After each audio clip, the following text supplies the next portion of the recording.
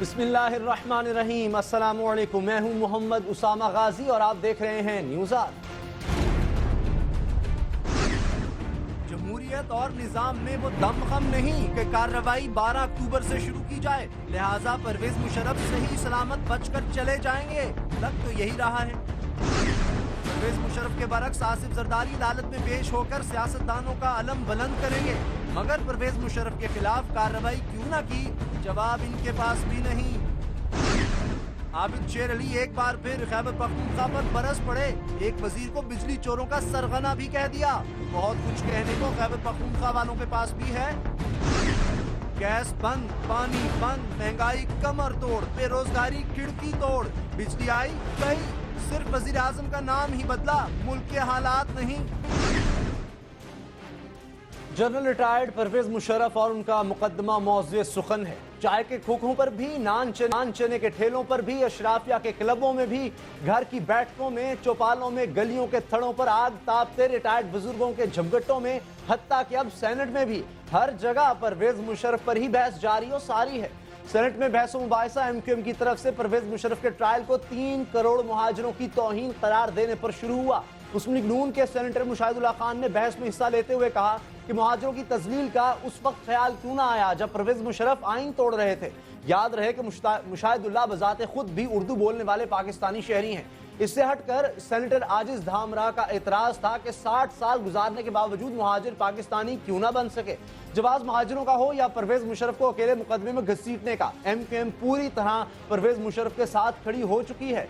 कुछ नाकदीन बिलावजह मोतरज हैं कि डोरें कहीं और से हिलाई जा रही हैं। इन इतराजात में कोई हकीकत हो या ना हो, जमीनी हकाइक साफ नजर आ रहे हैं कि आज एमक्यूएम के कर्नल ताहिर मशहदी रावलपिंडी में परवेज मुशर्रफ के अस्पताल के बाहर 1500 गुलदस्तों के साथ पहुंच गए। उधर जनाब अल्ताफ हुसैन ने कई सवाल कानूनी और आईनी माहिरीन के सामने रख दिए कि सुप्रीम कोर्ट ने किस कानून और आइन के तहत फौज को आइन में तरमीम करने और 3 साल हुकूमत करने का इख्तियार दिया था। परवेज मुशर्रफ के हिमायती हों या उनके वकला, सबके सब इस बात पर मुसर हैं कि परवेज मुशर्रफ ने 12 अक्टूबर का इक़दाम अकेले उठाया और ना ही 3 नवंबर का, लिहाजा अकेले परवेज मुशर्रफ के खिलाफ कार्रवाई किसी तौर कानून इंसाफ के तकाजों को पूरा नहीं करती। परवेज मुशर्रफ साहब के हमदर्द, उनके साबिक सियासी वफादार और वकला, यहाँ तक के पीपल्स पार्टी सब के सब बड़ी सहूलत से कह देते हैं परवेज मुशर्रफ के खिलाफ कार्रवाई करनी है तो 12 अक्टूबर 1999 के इक़दाम से शुरू की जाए। इस मुतालबे पर मुस्लिम लीग नून और इसकी हुकूमत की सियानी बिल्ली की तरह खंबा नोचने लग जाती है। हम जायजा लेंगे कि 12 अक्टूबर 1999 के जिक्र पर मुस्लिम लीग नून आंखें क्यों चुरा जाती है। हमें देखना होगा कि तब यानी 12 अक्टूबर 1999 को कौन किस पोजीशन पर था और किसने किस कदर परवेज मुशर्रफ की मुआवनत की। इस बहस में जाना फिल वक्त अबस है कि दरपर्दा साजिश नवाज शरीफ ने आर्मी चीफ के खिलाफ तैयारा साजिश केस के नाम की थी या बकौल जनरल रिटायर्ड शाहिद अजीज के जनरल परवेज मुशर्रफ दरअसल एक जमहूरी हुकूमत के खिलाफ बड़ी देर से साजिश के ताने बाने बुन रहे थे। परवेज मुशर्रफ जब श्रीलंका से वापस पाकिस्तान लौट रहे थे तो उस वक्त मुल्क में एक आईनी और मुंतखब हुकूमत नाफिज थी, जिसके सरबराह ने army chief general Parvez Musharraf को बरतरफ करके DGISI जनरल ज़ियाउद्दीन भट्ट को चीफ ऑफ आर्मी स्टाफ के ओहदे पर तरक्की दे दी। यूसुफ बेग मिर्जा MD PTB थे और परवेज रशीद ने इदारे के सरबराह की हैसियत से उन्हें परवेज मुशर्रफ की बरतरफी की खबर नशर करने का कहा। General Ziauddin Bhatt army chief बनकर GHQ पहुंचे तो वज़ीर आज़म का पहला हुक्म जिसने मानने से इनकार किया उसका नाम लेफ्टिनेंट जनरल अजीज खान था। उन्होंने GHQ के दरवाजे बंद करवा दिए और एक कर्नल के जरिए नए चीफ ऑफ आर्मी स्टाफ को वापस चले जाने का हुक्म दे दिया। पिंडी के corps commander lieutenant general Tauqeer Zia वज़ीर आज़म के रिश्तेदार थे, मगर 111 brigade DGMO lieutenant general Shahid Aziz के बराह रास्त हुक्म पर हरकत में आ गई। PTB पर कब्जा कर लिया गया। जनरल महमूद एक दस्ते को लेकर वज़ीर आज़म को गिरफ्तार करने चले गए। Corps commander Karachi lieutenant general Muzaffar Usmani ने कराची एयरपोर्ट का कंट्रोल संभाल लिया। DG मिलिट्री इंटेलिजेंस की पूरे हालात पर नजर थी। मेजर जनरल एहतशाम ज़मीर ISI के अंदरूनी मामलात पर मुकम्मल गिरफ्त पा चुके थे। सेक्रेटरी दाखिला कामरान रसूल समेत आला ब्यूरोक्रेट्स हथियार डाल चुके थे। लाहौर के corps commander lieutenant general Khalid मकबूल वज़ीर आज़म के अहले खाना को इन्हीं के घर में कैद करके तमाम सरकारी तनसीबात को टेक ओवर कर चुके थे। इब्नुल वक्त किस्म के सियासतदान और टेक्नोक्रेट्स ने फौरन जनरल परवेज मुशर्रफ के इक़दाम पर बगलें बजाईं और इक़्तिदार में शरीक होने के लिए हाथ पांव मारना शुरू कर दिए। आला अदलिया के जज जो आइन शिकनी पर नाला थे PCO के तहत निकाल दिए गए। बज़ाहिर एक काबीना बनी, तहरीक इंसाफ के अब्दुल सत्तार वज़ीर खारजा बने। 7 समंदर पार से शौकत अजीज बुलाए गए, पहले वज़ीर खजाना बने फिर वज़ीर आज़म। अजीज मुंशी पहले वजीर कानून थे और अटॉर्नी जनरल भी बाद में डॉक्टर खालिद रांझा की काविशें दुरुस्त साबित हुई, वो वजीर कानून बन गए।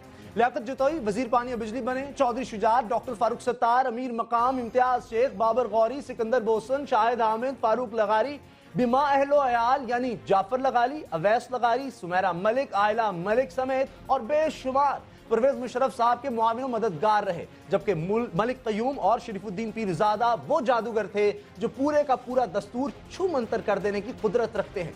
इनमें से बहुत से लोग अब जनाब नवाज शरीफ साहब की आंखों के तारे हैं। इतनी ज्यादा भारी भरकम शख्सियात का बोझ जमहूरियत और निजाम उठाने का दमखम रखता है और ना ही नवाज शरीफ अपनी कदम बोसी करने वालों को कानून के कटहरे में लाने का हौसला रखते हैं, और ना ही 3 नवंबर और 12 अक्टूबर को परवेज मुशर्रफ की मुआवनत करने वाले हाजिर सर्विस और रिटायर्ड जर्नैलों पर गद्दारी का इल्जाम लगाने की जुर्रत रखते हैं। इसलिए साफ नजर आ रहा है कि परवेज मुशर्रफ सही सलामत बचकर निकल जाएंगे। इसी हवाले से इस अहम मौजू पर बात करेंगे। पाकिस्तान तहरीक-ए-इंसाफ कज़ी सदर जनाब जावेद हाशमी हमारे साथ हैं। जावेद हाशमी साहब, आप पर भी एक मुकदमा चलाया गया रियासत के खिलाफ इक़दाम करने का, तो जिन लोगों के मैं नाम ले रहा हूं या जो लोग इसमें शरीक रहे, मियां नवाज शरीफ, नून लीग उनके खिलाफ कुछ क्यों नहीं कर सकती? उसामा, ये हमारे मुल्क की जो सियासी जो तारीख़ है और आईनी तारीख़ जो है और अस्करी जो तारीख़ है, उसका जितना पीछे जाएंगे तो सिवाय शर्मिंदगी के और कुछ हासिल ना होगा। मुझ पर मुकदमा चला, मैंने तो 28 साल की मुझे सज़ा हुई और मैंने 6 साल, पौने 6 साल वो सज़ा काटी। और एक मेरा मौजू था उस वक्त भी आज भी कि हमारे मुल्क में जमहूरियत होनी चाहिए और जमहूरियत के बगैर पाकिस्तान नहीं चल सकता। मशरक़ी पाकिस्तान टूट गया, बलूचिस्तान भी नहीं रहेगा और सिंध भी शायद ना रहे, और पंजाब का फिर क्या हासिल होगा और खैबर पख्तूनख्वा में भी आज जो एक्सट्रीम की मूवमेंट चल रही हैं वो आपके सामने हैं। मैं समझता हूँ, लेकिन जावेद हाशमी साहब, आप सियासतदान हैं, मैं अर्ज ये करना चाह रहा हूँ कि सबने वेलकम किया, जज हो, अफसरान हो, सियासतदान हो, सभी तो पहुंच गए, सबने उनको शाबाश कही। मैं यही अर्ज कर रहा हूँ कि बदकिस्मती ये है कि इसमें कोई भी बचा रहता नहीं है। ये जो अगर मेरे बात माने, जिसके लिए मैं जिद्दोजहद कर रहा था कि हम सबको सियासत से, उन तमाम अस्करी क़यादतों को अपनी जगह से रिटायर जो हो चुके हैं, उन पर भी हमें एक दुनिया को पैगाम देने के लिए कि ये सारे का सारा टोला फारिग किया जाता है और हमें घरों में बैठ जाना चाहिए। लेकिन हमारी बदकिस्मती है, पाकिस्तान की बदकिस्मती है, पाकिस्तान के आम आदमी की बदकिस्मती है। आज परवेज मुशर्रफ के साथ लोगों की बातें आप सुनते हैं तो वो भी शायद मैं समझता हूँ इस वजह से हो रही हूँ। वो देखते हैं वो सारे के सारे मुस्लिम लीग में हैं जिन्होंने लूटा, जिन्होंने हमारा मुआशी तौर पर इस्तेहसाल किया, वो तमाम अरबों खरबों के मालिक बन गए। मुस्लिम लीग नून में नहीं है, हर जमात में हमें नजर आते हैं। जिस तरह आप फरमा रहे हैं कि सभी शामिल थे, तो फिर ये मान लेना चाहिए कि 12 अक्टूबर 1999 हो या 3 नवंबर, कुछ नहीं हो सकता किसी का। मैं कह रहा हूँ हमारी तहरीक इंसाफ भी बैठे हैं, तहरीक इस्तिकलाल में भी थे। मैं एक बात करना चाहता हूँ कि ये बदकिस्मती है, इन तमाम लोगों ने लूटा है। जिसके पास कोड़ी रुपया नहीं था वो अरबों के अंदर खेलता है। एक नहीं, सैकड़ों लोग हैं, उन्होंने इस वक्त कब्जा कर लिया हुआ है मुल्क के अंदर। इसलिए लोग कहते हैं कि यार ये परवेज मुशर्रफ को अब क्या फांसी, क्या सजाएं, क्या मामला।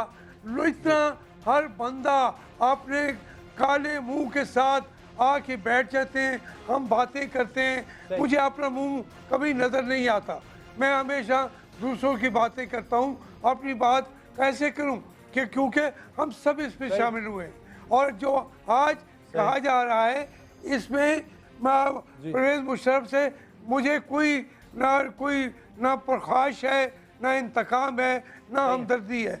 मैं तो ये कह रहा हूँ कि इस मुल्क के आइन को किसी न किसी सूरत में आप मानेंगे, उसके तहत जिसने उसको तोड़ा है उसे सिंबॉलिकली सही सबको सजा देंगे। यानी मियां नवाज शरीफ भी सजा देनी चाहिए, सबको शामिल शामिल करना चाहिए, सबके नाम सामने आने चाहिए। बहुत शुक्रिया जावेद हाशमी साहब, सदर पाकिस्तान तहरीक इंसाफ। यकीनन आपकी जमात में भी वो लोग हैं, आप ये मान रहे हैं, अगर सभी जमातों में शामिल हैं, सब लोग थे इस तरह के इक़दाम में, सबने वेलकम किया, तो फिर परवेज मुशर्रफ अकेले ही क्यों? इसीलिए लग रहा है तो मुल्क से बाहर ही चले जाएंगे। न्यूज़ आवर में मिलेंगे ब्रेक के बाद। परवेज मुशर्रफ के बरक्स आसिफ जरदारी अदालत में पेश होकर सियासतदानों का अलम बुलंद करेंगे, मगर परवेज मुशर्रफ के खिलाफ कार्रवाई क्यों ना की, जवाब इनके पास भी नहीं।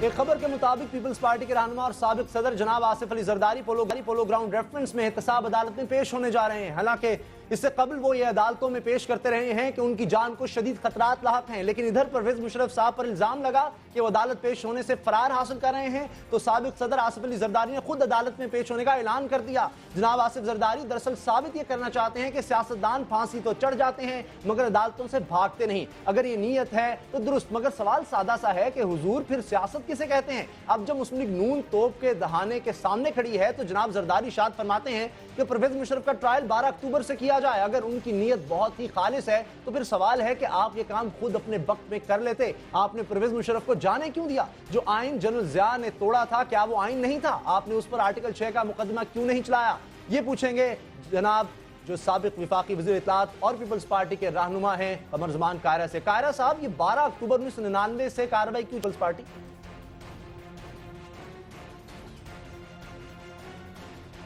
पाकिस्तान पीपल्स पार्टी का मुतालबा यह है कि 3 नवंबर 2007 को जनरल मुशर्रफ ने जो एक्ट किया वो आइन से इनहराफ था, उसका ट्रायल अब कर रहे हैं, कीजिए। लेकिन 12 अक्टूबर 1999 को बड़ा गुनाह हुआ था। हम ये नहीं कह रहे कि इसका ये जो 3 नवंबर वाला है ये ना करें, हम कह रहे हैं ये भी करें, लेकिन 12 अक्टूबर 1999 वाला गुनाह बहुत बड़ा गुनाह था। जब असम्बलियाँ तोड़ दी गई थी, जब पार्लियामेंट डिसॉल्व कर दी गई थी, आइन हेल्ड बेस पे हो गया था, वज़ीर आज़म और वज़ीर आला को गिरफ्तार कर लिया गया था, वो एक बड़ा वक्त था, वो बड़ा गुनाह था, उसको भी माफ़ ना किया जाए, वहाँ से एहतसाब किया जाए। लेकिन कितना मुश्किल ये काम होगा, आसान तो नहीं है। देखिए, मुश्किल हो या आसान, ये आसान फैसला तो नहीं है। अगर हुकूमत 3 नवंबर वाला फैसला कर रही है और ट्रायल कोर्ट बन गई है और कोर्ट ने एक आर्डर शुरू कर दिया है करना, और बंदा भी आपके पास है, तो फिर उसका एहतसाब प्रॉपर होना चाहिए। और इस पे सिर्फ एक शख्स नहीं, सेलेक्टिव ट्रायल नहीं होना चाहिए। Selective justice is no justice. उसके साथ जो आइन कहता है, आइन जो ताबीर करता है, आइन की जो रूह है वो है कि उसके साथ आर्टिकल 6(1) के तहत नहीं, 2 के तहत, 3 के तहत, जो भी उसके सब आर्टिकल भी हैं और आइन के बाकी जो तकाजे हैं उनके तहत सभी को जो जो इसमें जिम्मेदार हैं, क्योंकि अगर हम अपनी तारीख को दुरुस्त करने जा रहे हैं, मुस्तकबिल के लिए ये होल प्लग करने जा रहे हैं, जो बहुत अच्छा इक़दाम है, उसको हम सपोर्ट कर रहे हैं। इसलिए हम कह रहे हैं कि मियां साहब हम आपके साथ हैं, तो ये एक बड़ा अच्छा इक़दाम है। तो फिर सवाल ये पैदा होता है कि पीपल्स पार्टी को नून लीग से पहले मौका मिला था, तब ये सब कुछ क्यों ना हो सका? इसलिए कि पीपल्स पार्टी ने जनरल मुशर्रफ के साथ डेमोक्रेसी डायलॉग की थी। हमने जनरल मुशर्रफ के साथ एक रास्ता पैदा किया था पाकिस्तान वापस आने का। मोहतरमा बेनज़ीर भुट्टो शहीद पाकिस्तान आई थी, उन्होंने पाकिस्तान के लोगों को इकट्ठा किया था, एक तहरीक शुरू की थी। उस तहरीक के नतीजे में जो प्रेशर बिल्ड हुआ, फिर मियां साहब वापस तशरीफ ला सके थे। इस मुल्क के अंदर एक बेहतर फिजा बनी इलेक्शंस की। बीबी शहीद हो गई, अगर वो शहीद ना हुई होती तो आज हमारी सियासत और आगे गई होती। लेकिन उन्होंने अपने खून से जो रास्ता पैदा किया था वो एक डायलॉग डेमोक्रेसी का रास्ता था। उसी के रास्ते से मियां साहब आज वज़ीर आज़म बने हैं।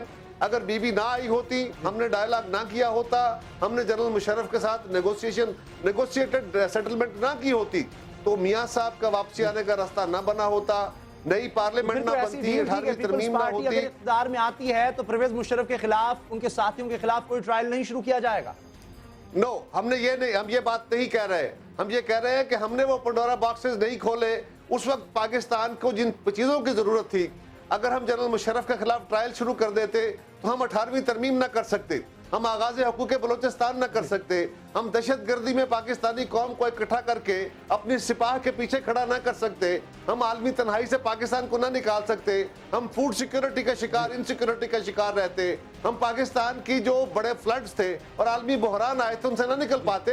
लिहाजा हमने जो सेटलमेंट की थी, हमने वो रास्ता इख्तियार किया। अब आपने मियाँ साहब ने ये रास्ता इख्तियार कर लिया। वो कहते हैं कि हमें तो सुप्रीम कोर्ट ने ये हुक्म दिया है, सुप्रीम कोर्ट के हुक्म के तहत बिस्मिल्लाह वो आगे बढ़े, हमें क्या एतराज है इस पे। लेकिन इसका मतलब है जो काम आप ना कर सके मुस्लिम लीग नून कैसे कर पाएगी? अगर पंडोरा बॉक्स उन्होंने खोल हम दिया नहीं है, कर सकने वाली बात ही नहीं है। जमहूरियत इतनी मजबूत ही नहीं है कोई एक्शन कर सके। देखिए, हम नहीं कर सके वाला इशू ही नहीं है। मैं तो अपनी वजाहत कर दी कि हमने पहले, और ये बात मैं आज नहीं कह रहा, ये पीपल्स पार्टी आज नहीं कह रही, हम डे वन से कह रहे हैं कि बीबी शहीद ने एक नेगोशिएशन की थी, एक सेटलमेंट की थी, हम इससे फरार नहीं। हम जो करते हैं हम कौम के सामने रख के करते हैं, और हमने वो सिर्फ और सिर्फ पाकिस्तान के अंदर जमहूरी अमल के आगाज के लिए, पाकिस्तान में सही मानों में सियासी सेटअप के लिए, आइन की हुक्मरानी के लिए, बिखरती हुई फेडरेशन को बचाने के लिए, अपने मुल्क को दहशतगर्दों के हाथों जाते हुए देख के अपनी जानों के नजराने देख के इसको बचाया था। इसलिए हम कह रहे हैं कि हमने वो रास्ता इख्तियार नहीं किया, लेकिन अब आपने इस रास्ता इख्तियार कर लिया है कि कोई भी नहीं कर सकता। अगर आप नहीं कर सके तो मुस्लिम लीग नून भी नहीं कर पाएगी, इतनी सख्त नहीं है जमहूरियत। देखिए, उन्होंने किया है जी, उन्होंने किया है, हम उनके लिए दुआगो हैं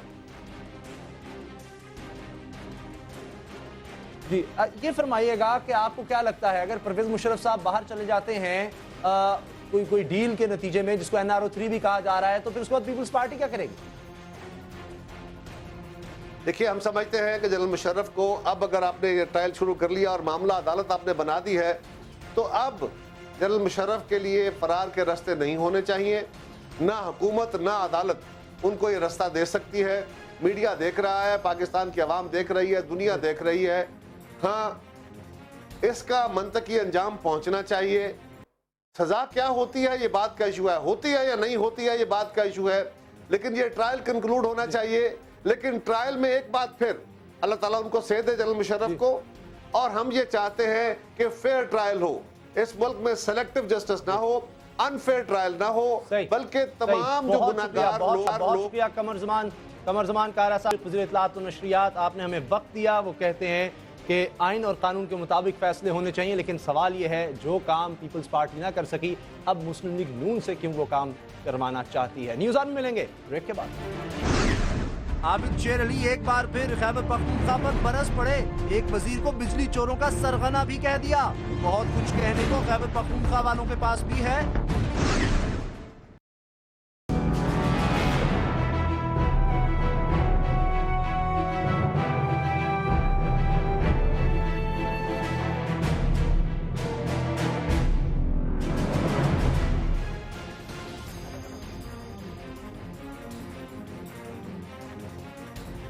वज़ीर मुमलिकत बराए पानी और बिजली आबिद शेर अली आज फिर खैबर पख्तूनख्वा हुकूमत पर बरस पड़े। पेशावर में प्रेस कॉन्फ्रेंस करते हुए आबिद शेर अली का इल्जाम यह था कि तहरीक इंसाफ के वज़रा के इलाकों में 90% तक बिजली चोरी होती है, लेकिन वज़रा हुकूमत का साथ देने की बजाय बिजली चोरों के साथी बने हुए हैं। आबिद शेर अली का कहना था कि तहरीक इंसाफ के MPA फजल इलाही ने बिजली चोरों को पकड़ने वाले पेस्को एहलकारों पर बंदूकें तानी। ये कानून शिकनी किसी सूरत कबूल नहीं। मान साहब अपने इलाके में जाके जो 90% थेफ्ट है और 1.5 अरब रुपए की रिकवरी है गवर्नमेंट ऑफ पाकिस्तान की, वो रिकवरी करवाने के बजाय वो लोगों का साथ देते हैं जो चोरी करते हैं। सबसे बड़ा डाका आपके मिनिस्टर मार रहे हैं और जो तहफ़्फ़ुज़ दे रहे हैं, तो इसकी बात इमरान खान साहब कौन करेगा? जो हाथ हमारे स्टाफ की तरफ आएगा, जो गिरबान की तरफ से आएगा, वो इंशाल्लाह ताला अब हाथ हम ना सिर्फ पकड़ेंगे बल्कि उसको काटेंगे भी। वज़ीर मुमलिकत पानी और बिजली ने सूबाई वज़ीर इत्तलात शाह फरमान को आड़े हाथों लेते हुए कहा है हुकूमत का साथ देने की बजाय उन्हें एहतजाज सूझ रहे हैं। अपने इलाके के ज़िम्मे 1.5 अरब रुपए के वाजिबात अदा कर दें, फिर चाहे कुतुब मीनार पर चढ़कर एहतजाज करें, वरना एक हफ्ते में बन्नू की बिजली काट दी जाएगी। आबिद शेर अली के तुंदो तेज बयानात की गर्मी खैबर पख्तूनख्वा में महसूस हुई, जहां सूबाई वज़ीर शाह फरमान की तरफ से आबिद शेर अली को बेवकूफ कहने पर हंगामा हो गया। अगर ये कोशिश करे बन्नू को बिजली काट दे, हम पंजाब को बिजली काट कर दिखाते हैं। अगर कोई बाहर से आके मुझे ये दलील दे कि मैं बन्नू के ऊपर बिजली बंद कर दूंगा, वो बेवकूफ तरीन आदमी है वो जो बात करता है। शाह फरमान का मौक़िफ़ है कि खैबर पख्तूनख्वा से ज़्यादा पंजाब में बिजली चोरी होती है। उनके मुताबिक खैबर पख्तूनख्वा में सारी खराबियों की जड़ पेस्को का चीफ है। जब सारी बिजली कंपनियों के चीफ बदले गए तो पेस्को के चीफ को क्यों नहीं हटाया गया? वज़ीर आज़म नवाज शरीफ पेस्को का इंतजाम खैबर पख्तूनख्वा हुकूमत के हवाले करने की मंजूरी दे चुके हैं। वज़ीर आला परवेज़ खटक कहते हैं कि पेस्को का इंतजामी ही नहीं, पैदावारी यूनिट्स का कंट्रोल भी सूबाई हुकूमत के हवाले किया जाए। बिजली पर होने वाली इस बयानबाजी की वजह क्या है? बात होगी। हमारे साथ है मुस्लिम लीग नून के रहनुमा ज़ईम कादरी और तहरीक इंसाफ की रहनुमा आयशा गुलाले। आयशा, आपसे आगाज करते हैं, ये बताइए कि मामला कैसे चलेंगे अगर वज़ीर मुमलिकत इतने संगीन इल्जामात लगा रहे हैं, खैबर पख्तूनख्वा के वज़ीर ही बिजली चोरी कर रहे हो तो? बिस्मिल्लाहिर्रहमानिर्रहीम। Thank you Usama. सबसे पहले तो इंतहाई अफसोसनाक बयान है इस मुल्क में जो हमें वाक़यात नज़र आ रहे हैं आजकल कि एक तरफ सिंध 1 और सिंध 2 की बातें हो रही हैं, सिंध को मुल्क से अलग करने की बातें हो रही हैं, और दूसरी तरफ पंजाब KPK के ऊपर बातें हो रही हैं। और हमें मालूम है कि पूरे मुल्क में ये बिजली चोरी का मसला है, लेकिन सिर्फ KPK को टारगेट करना ये इंतहाई समझ से बालातर है। और फिर एक ऐसे सूबे को कि जो आपको सबसे सस्ती तरीन बिजली आपको प्रोवाइड कर रहा है, सबसे ज़्यादा आपको फैसिलिटेट कर रहा है, और फिर आप उसको फर्नेस ऑयल की कीमत के ऊपर आप सबसे महंगी बिजली उनको फ़रोख्त कर देते हैं। और इनको जब से ये गवर्नमेंट ने टेक ओवर किया है, इनके पास कोई पॉलिसीज़ हमें नज़र नहीं आ रही। इनकी इकोनॉमिक पॉलिसीज़ देखें, ये अपना किबला दुरुस्त नहीं करते हैं, ये सिर्फ आवाम के ऊपर सारा बोझ डालते हैं। आज इन्होंने कहा है कि हम जो है ये वज़रा के ऊपर इन्होंने डाल दिया सारा इल्ज़ाम, फिर कहते हैं कि बन्नू की बिजली काट देंगे और वहाँ के आवाम को बिजली नहीं मिलेगी। तो आबिद शेर अली साहब हमें ये बताएं कि जब से इन्होंने मिनिस्ट्री संभाली है, ट्रांसमिशन लॉसेस को कम करने के लिए इन्होंने क्या किया है? इन्होंने मैंने खुद नेशनल असेंबली में इनको ये तजवीज़ दी थी कि हम आपके साथ ताउन करने को तैयार हैं, हम आपको पुलिस जो है वो KPK गवर्नमेंट आपको देने को तैयार है, आप अपने एक्सियंस को जो कि आपके इलाकों में एक्सियंस हैं उनको आप टारगेट्स दें और हम उनके साथ बाकायदा आवाम जो है वो कोऑपरेट करेंगे। लेकिन उनकी अपनी विल नजर नहीं आ रही है, पॉलिटिकल पॉइंट स्कोरिंग हो चुकी है। और हमें ये भी मालूम है कि बाई इलेक्शंस में जो ट्रांसफार्मर्स, बिल्कुल ऐसा नहीं होना चाहिए और रूल ऑफ लॉ होना चाहिए, और जो भी गवर्नमेंट के जो काम में है उसमें मदाखलत नहीं होनी चाहिए। और इसी वजह से मैंने खुद उनको कहा, और हमारी चीफ मिनिस्टर साहब ने भी उनको कहा कि हम आपको खुद पुलिस के जो थाने हैं वो आपके हवाले करते हैं। लेकिन जब आप खुद अपनी मिनिस्ट्री को ठीक नहीं कर सकते हैं और आप सिर्फ KPK, पूरे मुल्क में बिजली का मसला है और ये KPK के ऊपर बात कर रहे हैं, तो ये पॉलिटिकल पॉइंट दुरुस्त नहीं करते हैं। पंजाब KPK का मसला उठाने वाली बात है। और दूसरी बात ये है, हमें वक्त देते नहीं है जी, मैं जवाब लेना चाह रहा हूँ। आयशा, मैं आपके पास आऊंगा। सईद ज़ईम कादरी साहब, ये क्या है? बिजली पूरे मुल्क में चोरी हो रही है, आप कहते हैं बन्नू की बिजली काट देंगे? नहीं उसामा, इस तरह नहीं है। पूरा मुल्क जो है वो एक फेडरेशन है, और आबिद शेर अली साहब गालिबन मेरी इतला के मुताबिक वफाकी वज़ीर हैं बिजली और पानी के, और हम एक फेडरेशन है। यहाँ किसी की बात करना या ना करना, और पंजाब पे तो उंगली उठाना वैसे ही आजकल फैशन सा बन गया है। मैं सिर्फ ये अर्ज़ कर रहा हूँ कि सबसे बड़ा प्रॉब्लम जो है वो यही है कि लाइन लॉसेस और रिकवरीज। आप देखेंगे पिछले 8 माह में पंजाब ने कुछ 9.5 अरब रुपए की रिकवरी करके दी, और वो रिकवरी बिल्स की जो 82% थी आज माशाल्लाह 94-93% है पंजाब में। तमाम सूबों में जहाँ बिजली की जो रिकवरीज थी वो बहुत थोड़ी थी, वहाँ लिख कर कहा गया कि जनाब आप अपनी रिकवरीज बढ़ाइए। KPK की तरफ से एक तजवीज़ आई कि आप ये महकमा हमें सौंप दीजिए। प्राइम मिनिस्टर साहब ने ये फैसला फरमा दिया, और जब ये फैसला फरमाया तो उस पर एक और दलील जो हुज्जत बेतमाम जिसको कहा जाए कि आप हमें उन मंसूबों का भी कंट्रोल दे दें जो बिजली पैदा करते हैं। और मैं शाह फरमान साहब की इस बात को शदीद मजम्मत करता हूँ जो उन्होंने कहा कि हम पंजाब की बिजली पर बंद कर देंगे अगर आप बन्नू की बिजली बंद करेंगे। बन्नू और पंजाब पंजाब और बन्नू बराबर हैं। पंजाब में रहने वाले बन्नू के मालिक हैं, बन्नू में रहने वाले पंजाब के मालिक हैं। ये वही हवा आप कहते हैं कि पंजाब में जो बिजली कहीं और बिल्कुल से चल चोरी रही नहीं है। होती।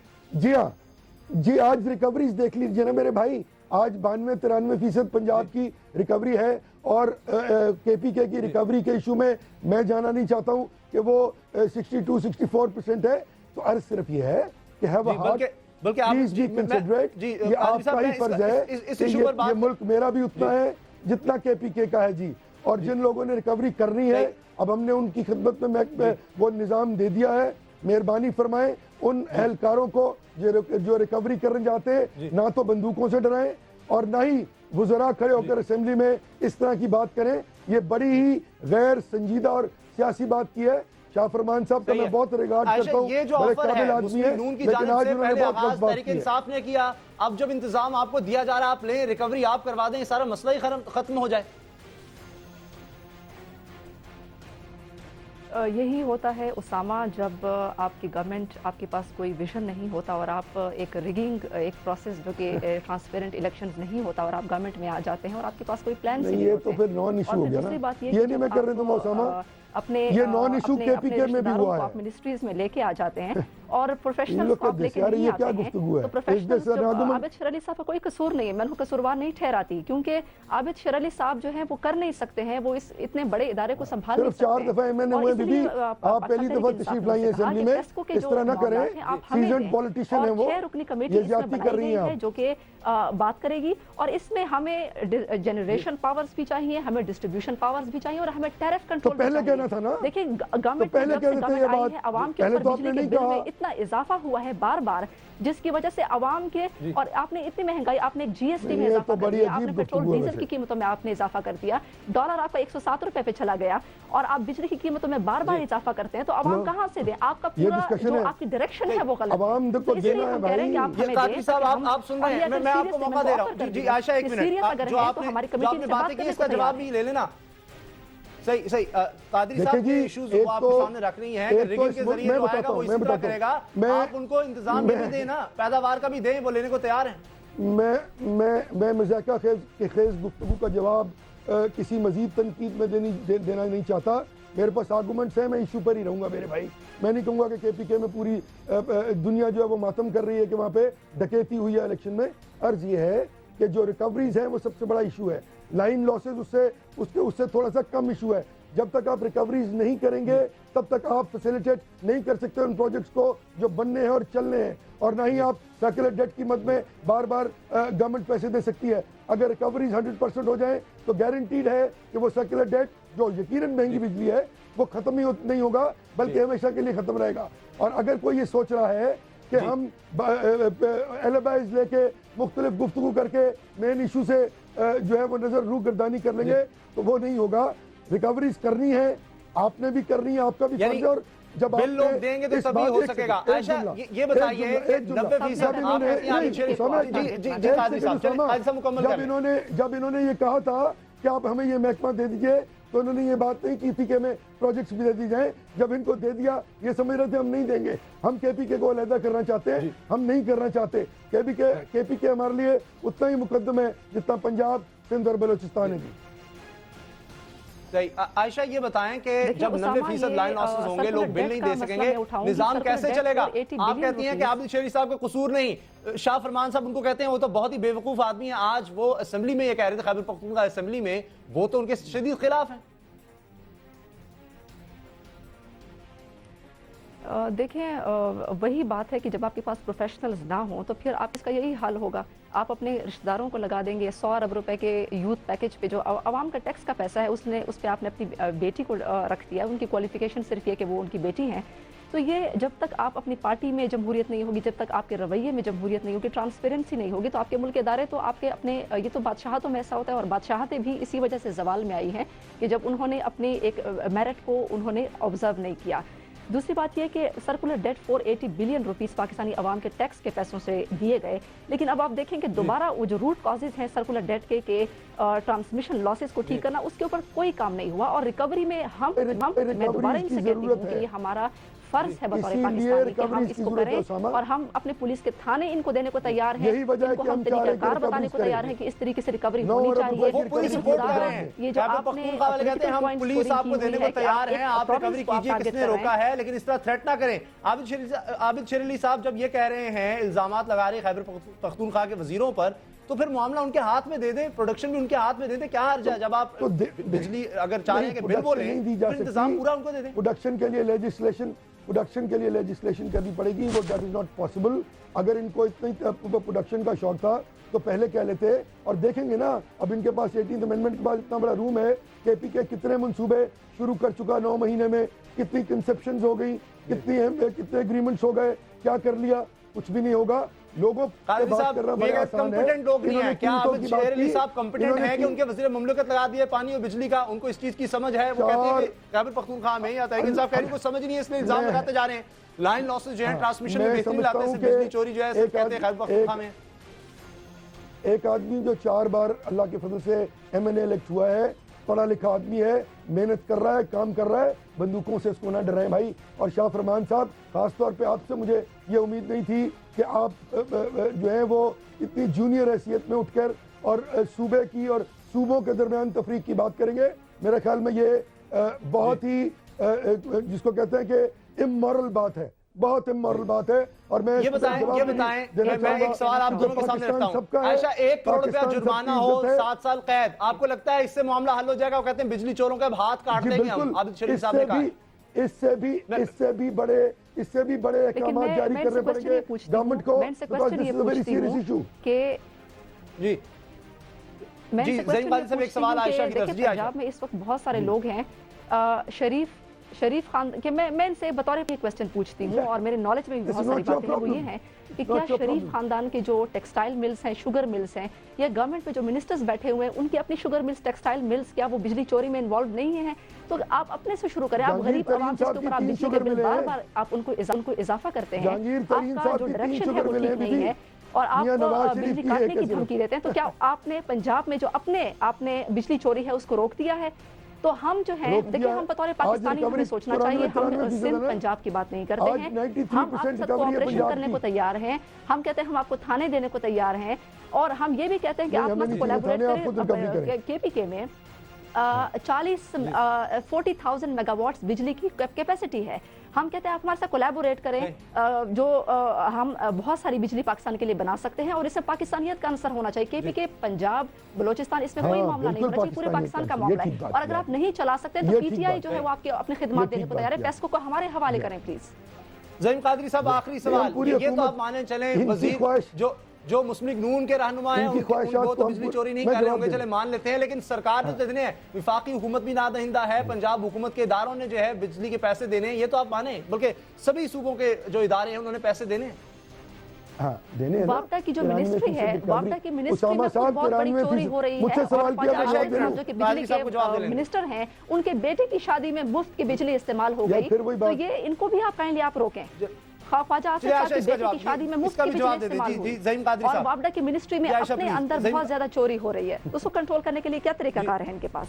बीबी को समझाया कि 93% रिकवरी है पंजाब की और 60% है। बहुत शुक्रिया ज़हीम कादरी साहब, हो गया। मैं माजर चाहता हूँ आपसे। सैयद ज़हीम कादरी साहब मुस्लिम लीग नून के रहनुमा, आयशा गुलाले पाकिस्तान तहरीक इंसाफ की रहनुमा, मेंबर कौमी असम्बली हमारे साथ थी। उनका ये कहना है कि पंजाब में बिजली चोरी हो रही है, पहले उसको रोका जाए, इस तरह से ना कहा जाए कि खैबर पख्तूनख्वा की बिजली काट दी जाएगी। 12 इल्जाम दोनों तरफ से लगाए जा रहे हैं, देखते आने वाले दिनों में क्या होता है। न्यूज़ आवर में मिलेंगे ब्रेक के बाद।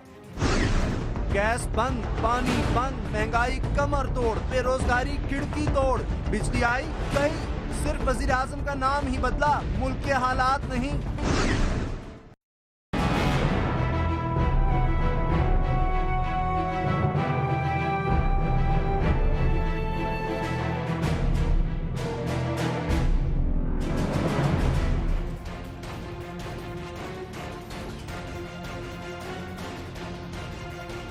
आम इंतखाबात से पहले वज़ीर आज़म नवाज शरीफ कहा करते थे हमें मुल्की मसाइल का पता है और उनका हल हमारे पास है, हम आवाम के लिए खुशखबरियां लेकर आएंगे। लेकिन हकीकत यह है कि कुछ नहीं बदला। कई महीने गुजर गए, महंगाई बढ़ रही है। लोड शेडिंग जिस तरह पहले थी आज भी उसी तरह 22 घंटे पहले थी तो अब भी खत्म नहीं हो सकी।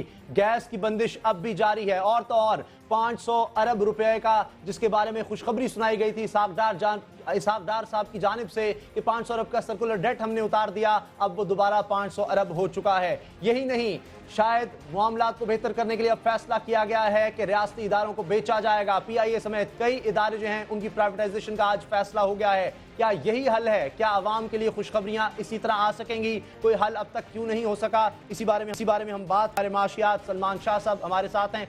सलमान शाह साहब, कोई फर्क अब तक क्यों नहीं पड़ सका? दावे तो बहुत थे।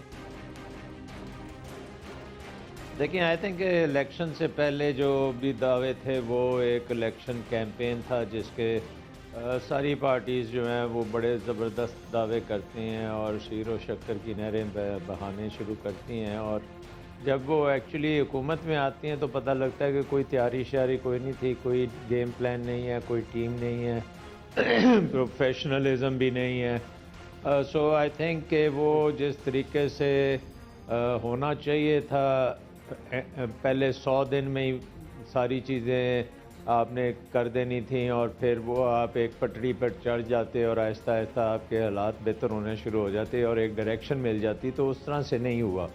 अब ये इश्यूज़ जो हैं ये ख़ासे टेढ़े इश्यूज़ हैं। इसमें एक तो बहुत बड़ा इशू जो है ना वो लोड शेडिंग वगैरह का, वो है महंगाई के साथ तल्लक है उसका कि बहुत महंगी बिजली हम प्रोड्यूस करते हैं और हिस्टोरिकली ये तेल के ऊपर चलती है और तेल की कीमतें बहुत ज़्यादा हो चुकी हैं और ये हमने पिछले 20 साल में एक्चुअली जो हम सस्ती बिजली की तरफ जा सकते थे वो हम कालाबाग डैम की तरफ जा सकते थे, हाइडल की तरफ जा सकते थे, लेकिन उसको हमारी सियासत ने तकरीबन बहुत कंटेंशियस बना दिया और उससे बहुत नुकसान हुआ पाकिस्तान को, क्योंकि अगर आप हाइडल की तरफ जाते हैं। क्या लग रहा है अभी सर्दियां हैं, हम गैस की लोड शेडिंग, बिजली की लोड शेडिंग देख रहे हैं, तो हम ये कहें कि गर्मियों में वही हाल होगा जो पहले हुआ करता था, कोई बेहतरी नहीं आएगी? क्योंकि कर्जे भी कहा जा रहा है 500 अरब पर दोबारा पहुंच गए।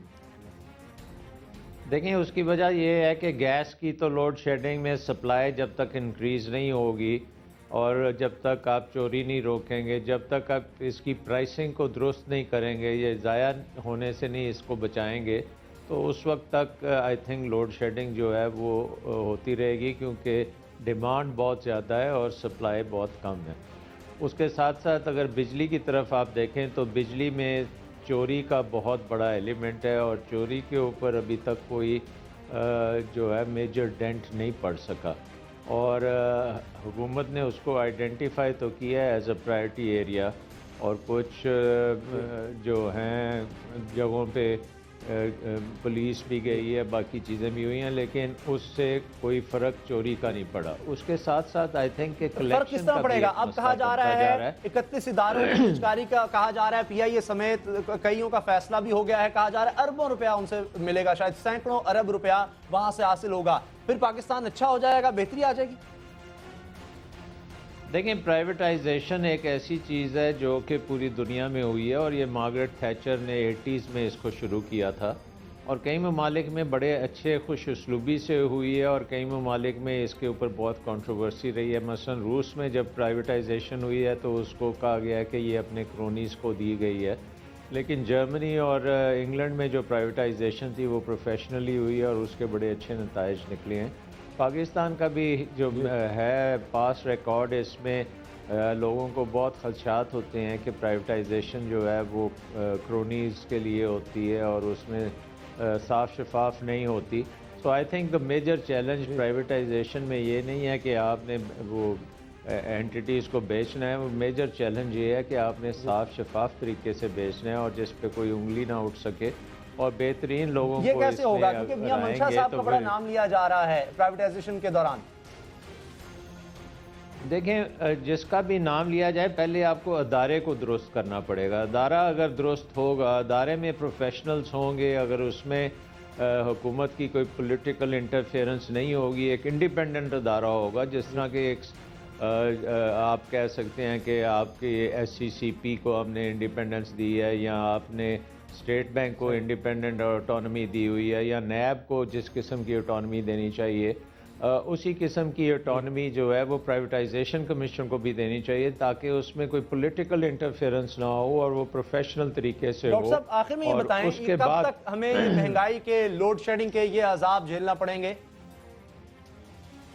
देखें, वो तो आपको उसके लिए बहुत मेजर रिफॉर्म्स चाहिए इकॉनमी में। इकॉनमी में बहुत ज़्यादा कंपटीशन चाहिए, इकॉनमी में बहुत ज़्यादा इन्वेस्टमेंट चाहिए, और इकॉनमी में जो है मोनोपलीज़ को तोड़ना पड़ेगा। और हाँ, वो हुकूमत की मोनोपलीज़ हों या प्राइवेट सेक्टर की मोनोपलीज़ हों, और कार्टेल्स जो बन जाते हैं उनको भी आपको तोड़ना पड़ेगा। और उसके लिए रिफॉर्म एजेंडा बड़ा सख्त होना पड़ेगा, लेकिन वो मैंने अभी तक वो एजेंडा नहीं देखा। 6 महीने गुजर गए हैं, उसकी रिफॉर्म की कोई ख़ास मेजर बात नहीं हुई, और वो जब तक यानी आप अभी नहीं आपको करेंगे उस वो वक्त नजर तक नहीं आ रही कि हम आने वाले कुछ महीनों में बेहतरी देख सकें। बहुत शुक्रिया डॉक्टर सलमान शाह साहब, हमारे माशियात। वो कहते हैं जिस तरह कई माह गुजर गए हैं, आवाम के लिए कोई बेहतरी नहीं आई, न जाने और कितना वक्त लगेगा, अभी तक कोई रोशनी किरण नजर आ नहीं रही। न्यूज़ आवर देखने का बहुत बहुत शुक्रिया। दुआ में याद रखिएगा। अल्लाह ताला आपको नफरतों और औलाद के गम से महफूज रखे। अल्लाह हाफ़िज़।